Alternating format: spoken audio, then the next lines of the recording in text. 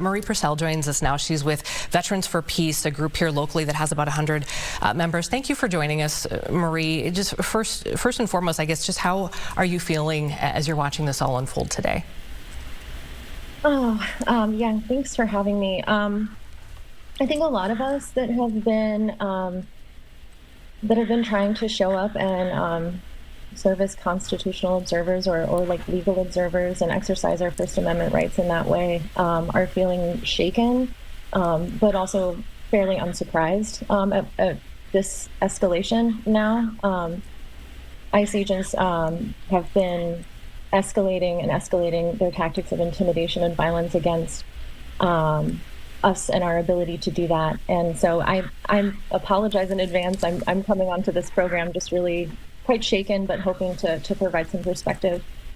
Yeah, and since you say that, you know, you kind of feel like you're hitting a wall, at this point, we see from the aerial view, the scene right now at 34th and Portland, a lot of people out there. What is the way to express that? If you feel like you have, you know, I'm out here, I'm trying, I'm being safe in the way that I want to express my constitutional right, what is next? How do we do this?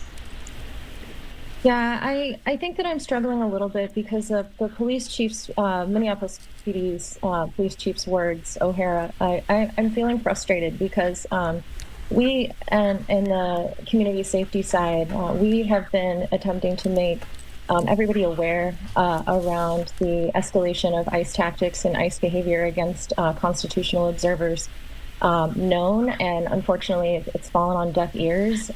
We have a whole entire team and system of safety that's dedicated to documenting illegal ICE activity in the Twin Cities metro area.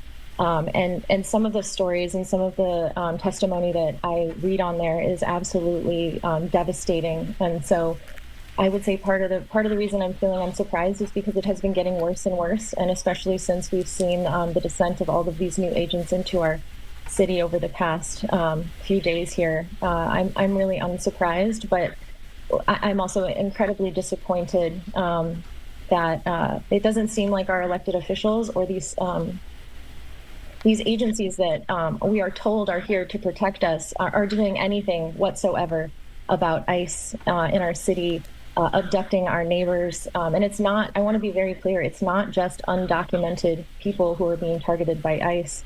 It is people who are attempting to produce papers, who are being violently detained, their windows broken open. It's very important that we document this, and so our efforts are really organized around getting as many regular people who care about community members out into the streets as possible. And yeah, Marie, once people, if they do document, if they do have video or they're able to, you know, what do they do with that information? You had mentioned, I mean, are you bringing it to city councils, law enforcement? And, you know, tell us a little bit more about what you're hearing back, or, you know, how can they, I guess, move things forward in that way? I don't feel like law enforcement has listened to us at all. In fact, we have a lot of evidence of them protecting ICE, allowing them to do what seem to be like really very clear violations of our like local law. And we witnessed that a lot in our constitutional observations out of the Whipple building, which is ICE headquarters, both for local operations, but also for the upper Midwest. Regionally, and we see just day in and day out more and more illegal ICE activity, and I want to also be really clear, like some people are not comfortable talking with or sharing information with law enforcement because of the fact that there's no trust between community and law enforcement for the most part, and certainly no trust whatsoever between community members who are being targeted and law enforcement. And Marie, as you're talking about that, we're looking at a live picture, well, we were just a moment ago, of that vehicle that we know was driven by a 37-year-old woman who has now passed away. It is on that tow truck right now. Now, of course, we know FBI, BCA, all of these agencies on the scene here, as well as the Sheriff's Department, had been investigating this for the last few hours. So this vehicle will then be taken, but we're not sure, you know, when the crime tape will be taken down and then what this will look like afterwards. But of course, we'll play that out for you as that happens.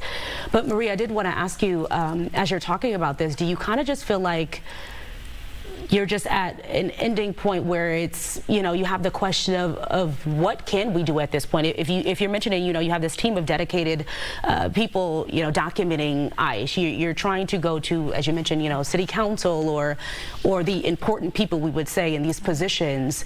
Where do you feel like you can go at this point, especially after seeing what happened here today in Minneapolis? I think where we go from here is very clear, and it's where we've been going. Since ICE descended on the Twin Cities metro area here, we have seen an incredible response of regular people like myself, and many of my neighbors who I know dearly are out in the streets and doing this incredible community safety work. We have thousands of people that are plugged into rapid response networks, and over the past couple of days in this what they say 2,000 agents being deployed over the next month, the intensity of ICE activity in our community has reached a level that we've not even remotely seen in the previous weeks. And what I see is community members standing up stronger.